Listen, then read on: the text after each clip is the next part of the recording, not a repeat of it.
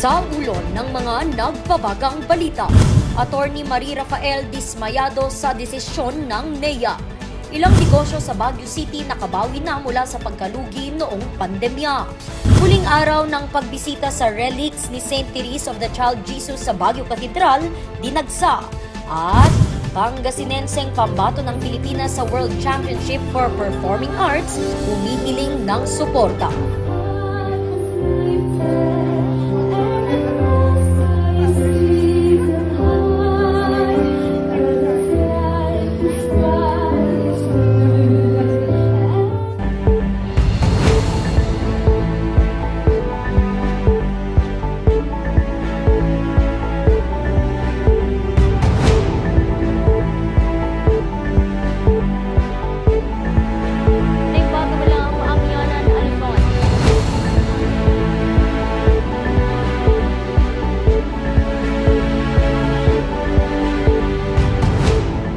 Naimbaga Malam, Amyanan, Luzon. Narito na ang mga bago at may init na mga balita. Ikinadismaya ng kampo ni Attorney Ana Maria Rafael ang naging pasya ng NEA na tanggalin o bawiin ang kanyang appointment bilang General Manager ng Beneco. Kanyang tagapagsalita, nagpasaring din kay Mayor Benjamin Magalong. Narito ang balita. Sa press conference kahapon ng National Electrification Administration sa opisina ng Beneco, inihayag ng NEA Board ang pagbawi sa appointment ni Attorney Ana Maria Rafael bilang General Manager ng kooperatiba sa ilalim ng Board Resolution 2023-02. Ikinadismaya ito ng kampo ni Rafael. Actually, GM was being forced to resign last week by Mr. Almeida. And of course, she refused. So she is now being pressured to leave. And this is not sanctioned actually by the board itself.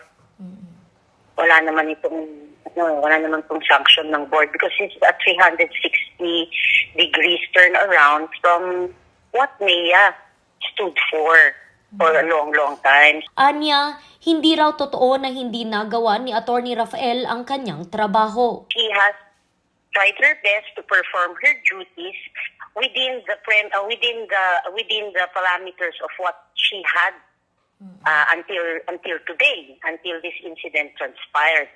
And nakatulong naman siya sa ibang member consumers natin, like those specifically who were summarily cut off their electricity, mga ganyan. And of course, there were some efforts to also protect those who have been actually paying their bills, but not to the main office, ganyan.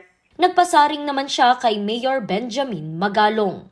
There seems to be really politics involved here. Kasi what is the role of the mayor in the entire scenario? We do not really see he is not part of NEA, neither is he part of Beneco. If and when he is protecting what interest is he protecting there? Here he should actually keep off.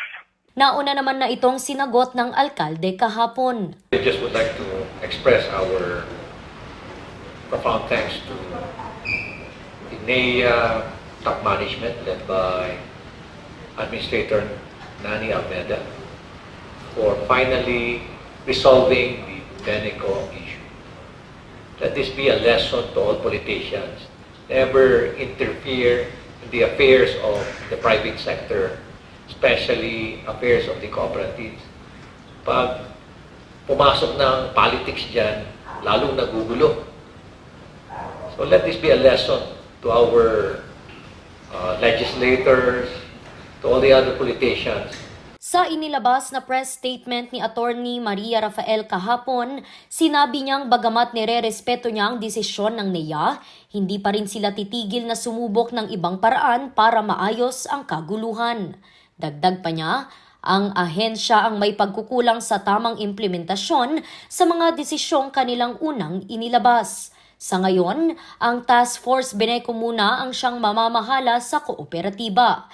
Ito ay matapos suspindihin rin si Beneco appointed General Manager Engineer Melchor Licoben.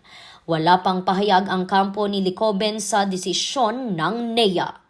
Randy Guzman para sa Luzon Headlines. Dahil sa dagsa ng mga turista noong holiday season, nakabawi na raw ang mga negosyo sa Baguio City mula sa pagkakalugi noong pandemya. Magbabalita Charles Limon. Balik normal na ang takbo ng ilang negosyo sa lungsod ng Baguio. Pero ang ilan hindi pa nakakabawi mula sa pandemya. Pero kung si Sergio ang tatanungin, nakabawi na daw sila mula sa pagkalugi noong pandemya. Negosyo kasi nila ang pagpaparenta ng mga bike sa Burnham Park. Naman, bumalik sa 100% business operation namin. Okay. Na kahit paano naman, nakakatulong sa amin yung mga turista natin at the same time yung mga local resident natin dito sa Baguio at saka Trinidad. Pero isa sa mga napansin niya noong nakarang taon ay ang walang humpay na dagsa ng mga turista kada buwan. Ang assessment ko doon, yung parang nagsawa sila sa, nag-hibernate sila sa lugar nila, sa bahay nila. Siyempre ilan taon na ilan buwan na tayo nakakulong sa bahay. Yun, open na yung natin, kaya siguro parang enjoy nila yung mag-explore sa ibang lugar na. Ito din ang naobserbahan ng City Tourism Office. Ayon kay City Tourism Officer Engineer Alec Mapalo, normal na mahina ang turismo ng lungsod tuwing Hunyo hanggang Setyembre. Pero April, May, doon pala nag-uumpisa. And surprisingly, umakyat siya towards June, July, August. So those days, those months are our non-peak season. And this year, it's the other way around, tumaas. So kaya nga we're also believing that at those days, on those days, talagang travel revenge is happening. ayon sa Department of Tourism Cordillera, umabot sa 7.5 billion pesos ang nawalang kita ng lungsod noong 2020 dahil sa pandemya. Ayon sa Department of Tourism Cordillera, umabot sa 7.5 billion pesos ang nawalang kita ng lungsod noong 2020 dahil sa pandemya. Pero ayon sa City Tourism Office, nalagpasan na ng lungsod noong 2022 ang pre-pandemic tourist arrivals. Kaya positibo si Mapalo na ngayong taon ay mas mababawi pa ng lungsod ang pagkalugi noong pandemya. Right after the Omicron scare, talaga nag-surge na. Tuloy-tuloy na yung peak. And you can even validate this through the different testaments of tourism establishments, major hotels, the losses that was incurred during the past 2 years of the pandemic. Positibo din dito ang Hotel and Restaurant Association of Baguio. If you remember, during the pandemic, there was a forecast, especially through the business sector, that the recovery will take about 5 years. No? Mm-hmm. But with the influx of the tourists, it has been shortened. Although, hindi pa na-recoup lahat, hindi pa nababawi lahat ng losses nila. There are some, especially those that were not really hard hit, hindi sila masyadong affected. Naka-recover na itong mga to. Pero yung mga hotels, itong tourism related businesses natin that were hard hit, it will take them 5 years sana to recover. Pero with the influx of the tourists, it has been shortened. Ito nga yung sabi nila na the right road to recovery. Yung Tinututukan naman ngayon ng City Tourism Office ang monitoring ng mga turista sa lungsod. Kaya hinihikayat ng ahensya ang patuloy na paggamit ng visita application sa mga hotels at accommodation establishment sa lungsod. Ito'y upang mabigyan ng malinaw na impormasyon ang sektor ng turismo sa bilang ng mga turistang dumadagsa sa lungsod. Charles Nicolimon para sa Luzon Headlines. Susunod, relic ni St. Therese of the Child Jesus dinagsa ng mga deboto. Yan at iba pang mga balita. Abangan!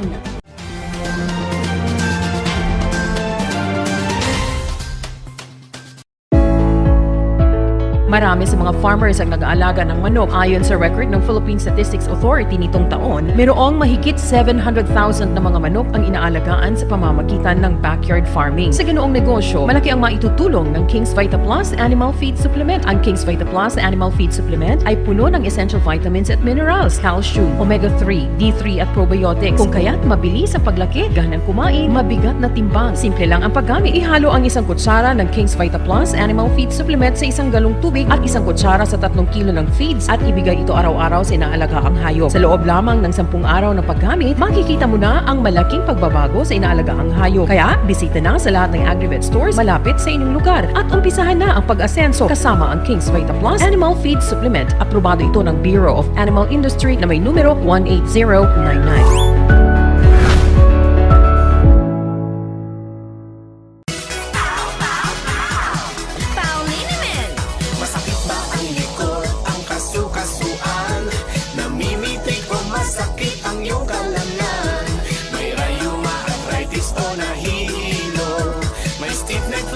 So masakit ang ulo sa Pauliniment ginhaway garantisado.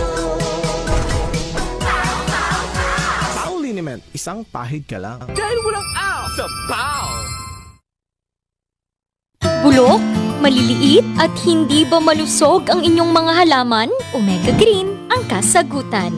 Ihalo lang ang 2 kutsara nito sa isang maliit na container at kaunting tubig. Pagkatapos ay ihalo sa knapsack sprayer at pwede na itong spray sa mga pananim. Meron itong nitrogen, phosphorus, magnesium, copper at zinc na tumutulong sa pagpapaganda at pagpapabilis ng tubo, pagpapanatili ng nutrisyon, mas malagong mga dahon at panlaban sa mga sakit ng mga halaman. Hindi rin ito nakasasama sa kapaligiran. Pwede rin ito sa kahit anong klase ng halaman, mapa highland crops o lowland crops. Omega Green by Encam Agri-Marketing, the ultimate friend of farmers.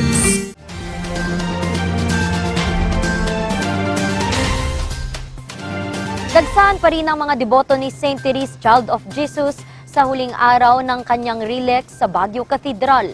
Ilang mga magulang, inspirasyon ang santo. Narito ang kwento. Maaga pa lamang dagsaan ng mga deboto ni St. Therese of the Child Jesus sa Baguio Cathedral para makita, mahawakan at makapagdasal sa relics ng santo. Isa rito si Luis na dinala pa ang kanyang 2 anak. Gaya kasi ni St. Therese, naniniwala siya sa kahalagahan ng pagtuturo sa mga bata ng pananampalataya. Naging inspiration si St. Therese para po alagaan, gabayan natin yung mga anak natin para turuan sila na magdasal ng mataimtim at ipagdasal din yung mga ibang tao po. Kasama rin ang kanyang hipag na bagamat wala pang mga anak, ay inspirasyon na rin si St. Therese. Siyempre aware din sila sa church, kung paano magdasal, tsaka manalangin sa Diyos. Si Lola Cecilia naman na 15 taon nang nagseserbisyo sa cathedral, hindi pinalalampas ang pagbisita tuwing mayroon ang relics ng santo. Anya, nais nga raw niyang dalhin ang mga apo para masilayan din ang relics. Sinasabi ko dun sa mga apo ko ngayon kasi may 2 akong apong mga dalaga. Sabi ko, pumunta kayo magpa-bless kayo doon kay St. Therese, sabi ko kagabi. Siya naman nakapagpagaling. Kung talagang ikaw ay magpipate sa kanya, gagaling ka. Sa mga nararamdaman mo, ganon yung siya. Katindi ng pamamampalataya ng Diyos. Bumili at pinabindisyonan pa nga nito ang bulaklaking bracelet na simbolo rin ni St. Therese. Siya rin kasi ang patron saint of florists o santo ng mga bulaklak. Kasi ito gusto ko palagi kong naalala. Parang kahit noon 2018, pumunta rin dito. Meron din ako kaya lang siyempre bago na naman. Ayon kay Reverend Father Roland Buyagan, isa talagang inspirasyon si St. Therese Child of Jesus, lalo na't itinuturo nito ang pagtulong sa kapwa na mahanap ang landas sa pananampalataya. The little way spirituality. And when I was preparing this homily, I realized that it is not just simply offering one's prayers and sacrifices to God. We have to find ways to lead us to the little way as Christians and disciples, let's make that soul heaven, that soul that would receive the body and blood of Christ. Simple as that. Hindi rin daw nakaliligtaan ng Panginoon na makita ang mga mabubuting gawaing ito. A single grace given to me, if I make good use of it, through this act, God will give more graces. Ngayon ang ika-4 at huling araw ng relics ng Santo sa Baguio Cathedral bago ito ilipat sa Philippine Military Academy. Huling bumisita sa bansa ang relic ni St. Therese noong 2018. Randy Guzman para sa Luzon Headlines. Nakatakdang ideklara bilang minor basilica ang St. Dominic de Guzman Parish sa San Carlos, Pangasinan sa darating na Sabado. Pagdagsa ng mga parokyano, pinaghahandaan. Magbabalita Jose Robert Inventor. Hulyo noong nakaraang taon, idineklara ni Pope Francis ang St. Dominic de Guzman Church sa San Carlos, Pangasinan bilang minor basilica. Matapos ang halos isang taon, isasagawa na sa Sabado ang formal na seremonya para sa deklarasyon nito. Pero bago pa man ang deklarasyon, iba't ibang makukulay na cultural historical presentation ang handog ng mga residente ng San Carlos. Ang nasabing presentasyon ay nagsimula noong 11 ng Enero at magtatagal hanggang 13 ng Enero. Inaasahang dadalo sa Sabado ang Apostolic Nuncio to the Philippines, His Excellency Archbishop Charles John Brown bilang kinatawan ng Santo Papa. Inaasahan rin ang pagdagsa ng mga deboto. Sa pagpupulong ng pamahalang lungsod noong Martes, magkakaroon ng pagsasara sa ilang kalsada sa lungsod. Sarado sa motorista ang buong kahabaan ng San Carlos City proper mula alas 5 ng umaga hanggang 1:00 ng hapon. Ang St. Dominic de Guzman Church ay itinayo noong 1587 ng mga Dominikanong praile. Pero matapos ang Palaris Revolt noong 1765, muling itinayo ang simbahan at natapos ito noong 1773. Ang Santo Papa lamang ang may kapangyarihan sa pagbibigay ng titulong minor basilica sa isang simbahan. Idineklara ang simbahan bilang minor basilica dahil ito ang kauna-unahang simbahan na itinayo ng mga Dominikano sa buong Pangasinan. Jose Robert Inventor para sa Luzon Headlines. Susunod, Pangasinenseng pambato ng Pilipinas sa World Championship for Performing Arts humihiling ng suporta. Ang kanyang kwento abangan sa Luzon Headlines.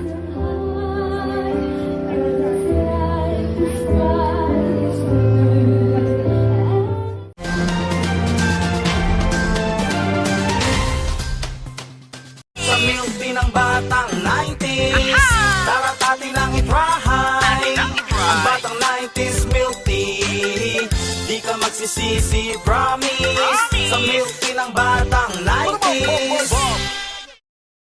Bizarre Music offers a complete line of musical instruments.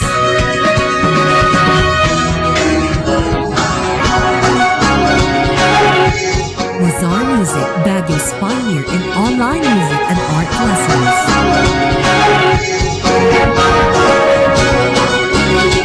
Bizarre Music, bringing music closer to your hearts.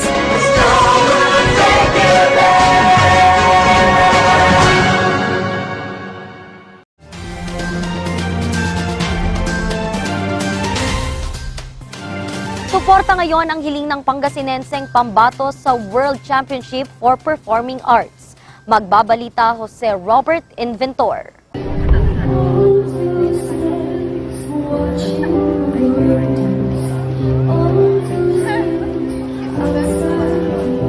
Suki na ng mga singing competition si Cyril. Sa edad na 6 na taong gulang kasi, iba't ibang amateur singing competition na ang kanyang sinalihan. Kaya naman nang minsang magawis sa Baguio at narinig ang sigaw ng mga tao, ay agad niya itong tinungo.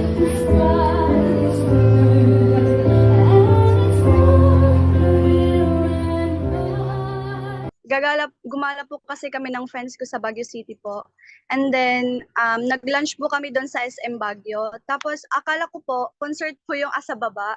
Tapos, pagpunta po namin doon, may nakatarp pala doon, World Championships of Performing Arts. Kaya, nagtanong po kami kung ano po yung mga requirements at ano po ba yan. Tapos yun, in-interview, sinabi po sa amin kung ano po yun. At yun po, nag-audition ako, nag-try ako at pinagpala naman po. Mapalad naman itong nakapasa sa audition. Isa si Cyril sa mga kakatawan ng Pilipinas sa ika-26 na edisyon ng World Championship of Performing Arts. Parang hindi po ako talaga makapaniwala at overwhelmed po kasi sa kadami-dami pong nag-audition, halos hundreds po yung nag-audition sa SM Baguio at hindi lang po doon, kundi sa buong Pilipinas po sila nagpapa-audition sa Luzon, Visayas at Mindanao. Isa po talaga ako sa nakuha po bilang isang delegates po na i-represent yung buong Pilipinas po. Gaganapin ang patimpalak sa Anaheim, California sa USA sa Hulyo. Yun lang, dahil sa hirap ng buhay, tila magiging pangarap na lang daw ang pagsabak nito sa kompetisyon. Sa aming mga delegates po talaga, need po talaga kami ng sponsor po para sa airfare po namin papuntang US. So, yung parang roller coaster po talaga yung challenges namin ngayon. Tas yung struggle ko po ngayon is about po sa solicitation po. Kasi need po talaga kami makapag-ipon para po talaga na makalabas po kami sa. Pero determinado pa rin siya na maipakita ang talento ng Pinoy sa international stage.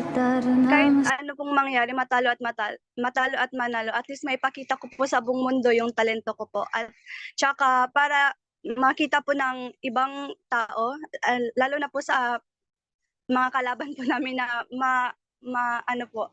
talentadong Pinoy po talaga kami. Kumakatok ngayon si Cyril ng suporta sa publiko para sa kanyang karera lalo't mag-uumpisa na ang kanyang pag-iensayo sa susunod na mga buwan.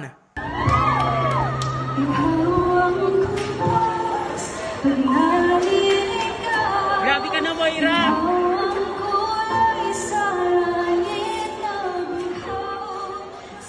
Jose Robert Inventor para sa Luzon Headlines.